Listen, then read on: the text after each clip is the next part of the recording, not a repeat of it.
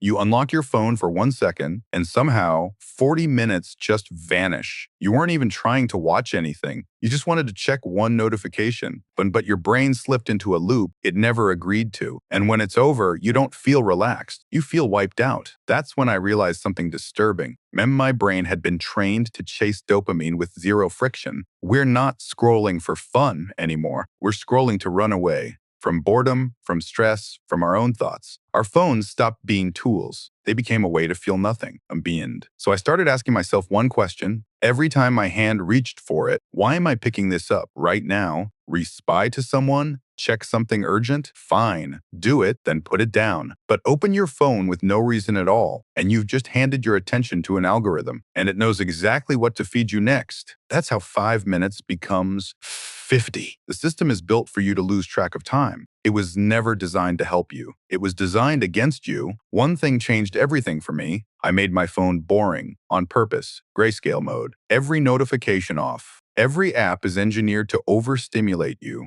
Bright colors, red dots, infinite feeds. The second my screen turned black and white, the pull just disappeared. But boring wasn't enough. I had to make it harder. Here's the part nobody tells you. Willpower doesn't work. If your phone is within reach, your brain will reach for it every time. So I stopped trying to control myself and started controlling access. Instead, I deleted the apps. If I wanted them, I had to open a laptop. The real problem was never the content. It was the convenience. Then there's the fake rest. Most people don't rest anymore. They just switch stimulation. Work for 30 minutes, then scroll. That's not rest. Your brain is still consuming. Real rest is different. Sometimes your brain needs nothing at all. A walk. Empty hands. Because if your mind never slows down, it never gets the chance to recover. Mend your phone isn't just stealing your time, it's stealing your attention. One unconscious tap at a time. And the moment you take that attention back, everything changes.